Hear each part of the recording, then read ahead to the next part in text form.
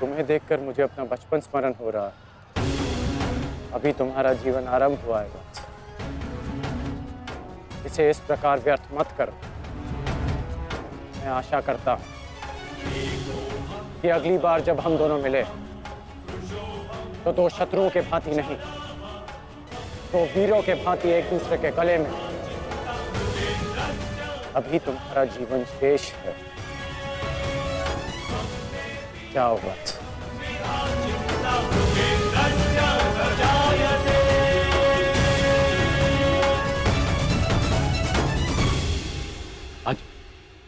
आज कौरवों की विजय हुई है गांधारी। पांडवों की एक अक्षुणी सेना को ध्वंस कर दिया है हमने आज। भीम हमारे एक भी पुत्र को क्षति नहीं पहुंचा पाया, एक भी।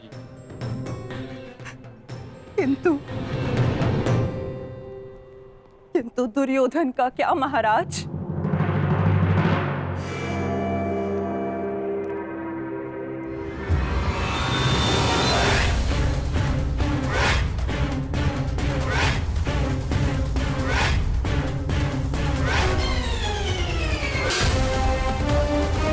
मित्र,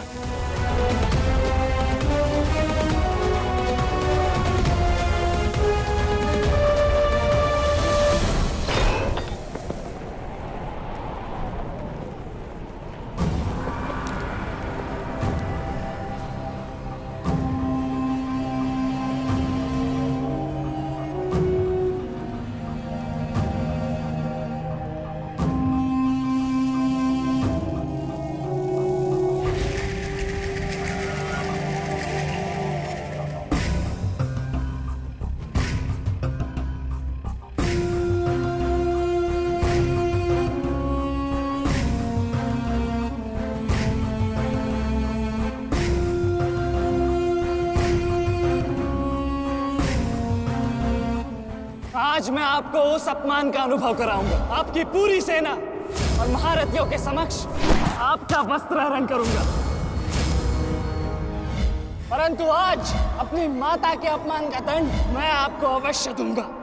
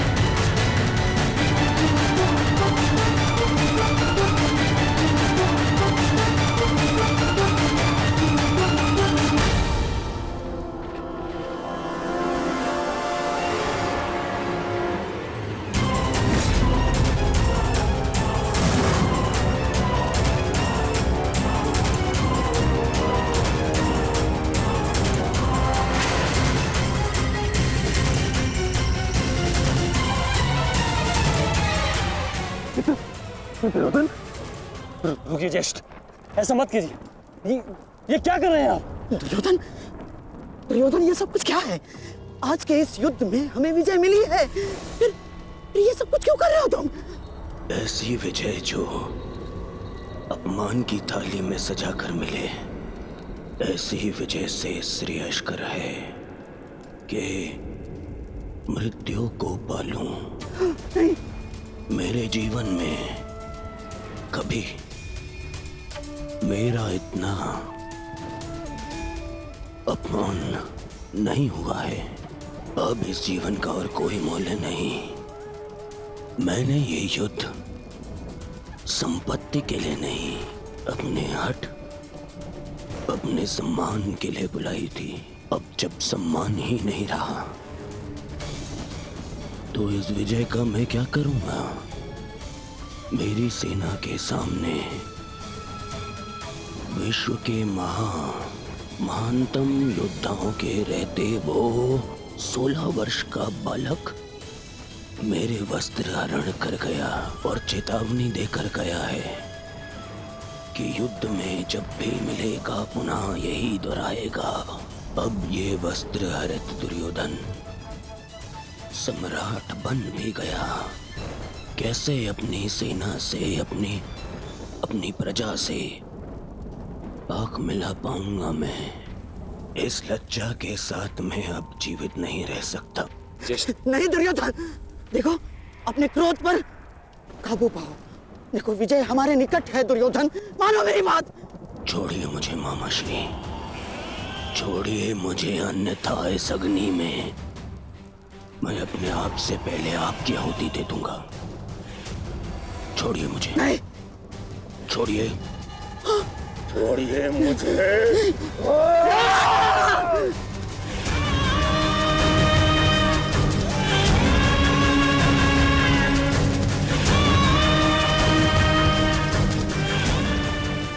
नहीं, नहीं दुर्योधन,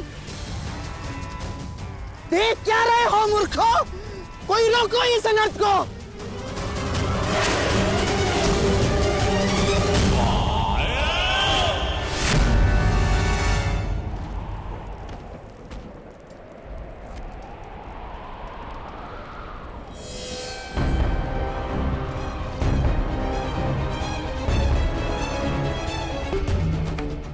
क्रोध में विवेक मत खो बैठा।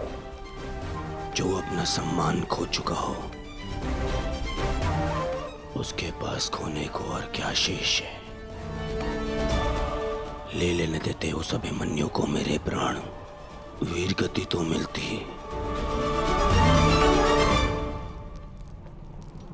सारी सेना के सामने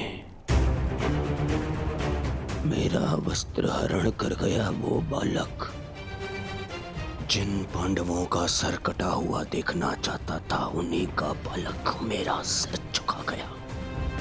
संसार के सारे योद्धा देखते रह गए और वो बालक मुझे अपने बाणों के चक्र में फंसा गया। मैं ये अपमान सहन नहीं कर सकता। क्या करूंगा जीवित रह गए जब संसार के सामने शीश उठाकर चल भी नहीं सकता मैं। इसीलिए अब मैं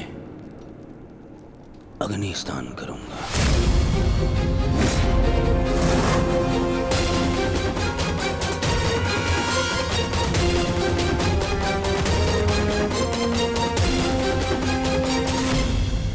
जो अग्नि यहाँ जल रही है उससे कहीं अधिक अग्नि तुम्हारे पिता के हृदय में जल रही है। क्या तुम अपने 5 भाइयों का बलिदान व्यर्थ जाने दोगे? क्या अपने पिता को दिया वचन भुला दोगे तुम?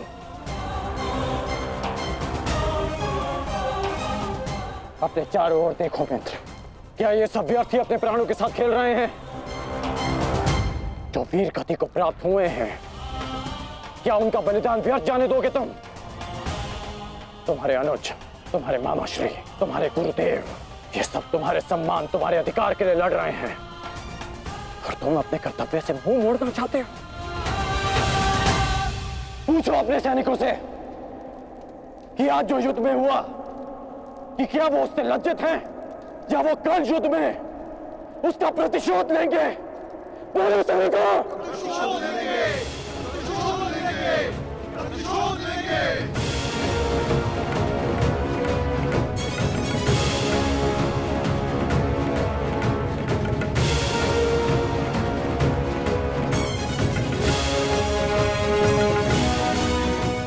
इन सैनिकों का सम्मान मेरे मन में लगी अग्नि को बुझा नहीं सकता मित्र। मैं तुम्हारे लिए सदैव प्रस्तुत हूं मित्र। आदेश दो मुझे, आदेश दो कि क्या चाहिए तुम्हें।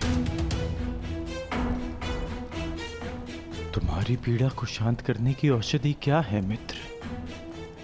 बताओ मुझे। मुझे अपने इस अपमान का प्रतिशोध चाहिए। जिसने मेरा मान हरण किया उसके प्राण हरण करने हैं मुझे। मुझे अभिमन्यु चाहिए।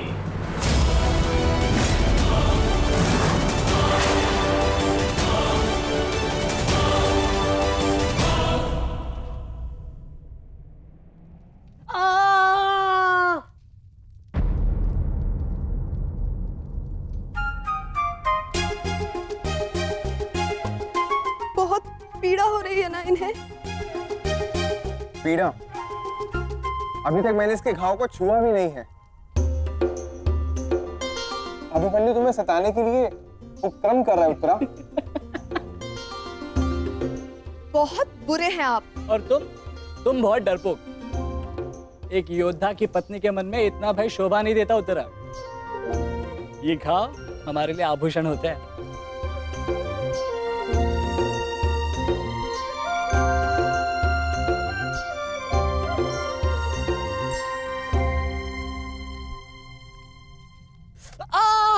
क्यों सताते हो तुम उसे? अब क्या करूं माता, वो तो आजकल हर बात पर क्रोधित हो जाती है। और अब आप भी मुझे डांट रही हो। तुम्हें अधिक चोट तो नहीं आई ना पुत्र? नहीं पिताश्री, बल्कि बहुत कुछ सीखने को मिला। सच में अंगराज कर्ण एक महान योद्धा है। उन्हें आपके अतिरिक्त और कोई टक्कर नहीं दे सकता। हाँ पुत्र, परंतु हम दोनों के लक्ष्य और सोच भिन्न है। मुझे तुम पर गर्व है।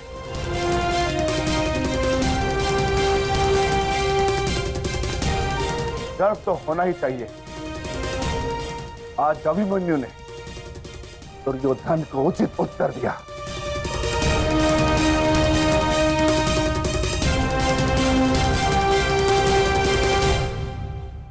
सत्य अभिमन्यु,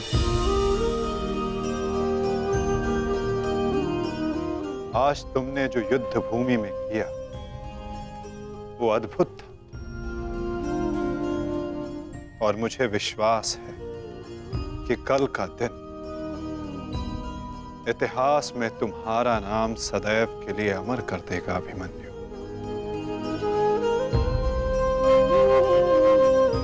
इतिहास से पूर्व मेरे पुत्र ने अपनी छवि मेरे मन में अमर कर दी है। 14 वर्षों के पश्चात आज पहली बार मन को एक शीतलता पहुंची कि मेरे पुत्र ने मेरे साथ हुए अपमान और अत्याचार का भान उस दुर्योधन को करवाया। मेरी आत्मा को जैसे एक वस्त्र का संबल मिल गया। इसके लिए मैं सदैव के लिए अभिमन्यु की ऋणी रहूं। जीवन तो पल पल में है सखी। जिस पल को जी लो वही जीवन होता है। आज तुम प्रसन्न हो, जी लो सखी। आज का दिन जी लो। कल का दिन तो अभिमन्यु के जीवन का अंतिम दिन होना चाहिए। और स्मरण रहे, सरल मृत्यु नहीं देनी है उसे। मृत्यु आने की पीड़ा का आभास कराना है। और जब तक वो भूमि पर रेंगता हुआ दया की भीख ना मांगे, मृत्यु नहीं आनी चाहिए उसे। वो मृत्यु मांगेगा और मैं हर पल उसे मृत्यु और जीवन के बीच में झुलाऊंगा। झुलाऊंगा मैं उसे। असंभव युवराज, जब तक युद्ध भूमि में पांडव उपस्थित हैं तब तक अभिमन्यु तक पहुंचना असंभव होगा। वैसे भी उन्हें ज्ञात होगा कि आज आपके साथ जो हुआ उसका प्रतिशोध आप अवश्य लेंगे। इसी कारण अभिमन्यु तक पहुंचना इतना सरल नहीं होगा।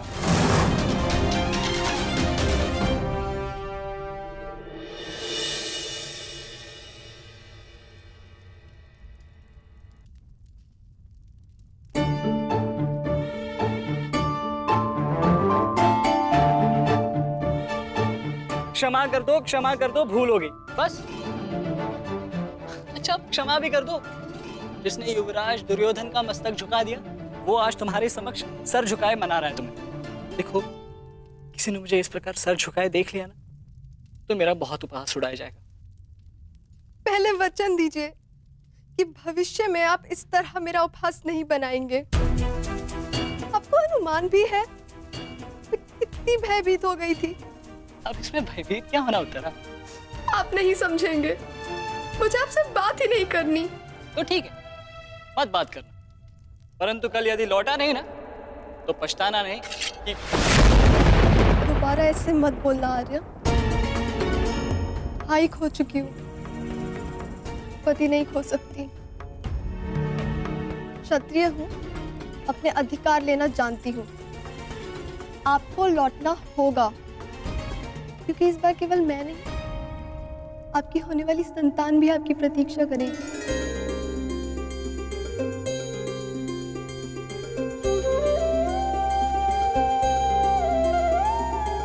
सत्य उत्तरा?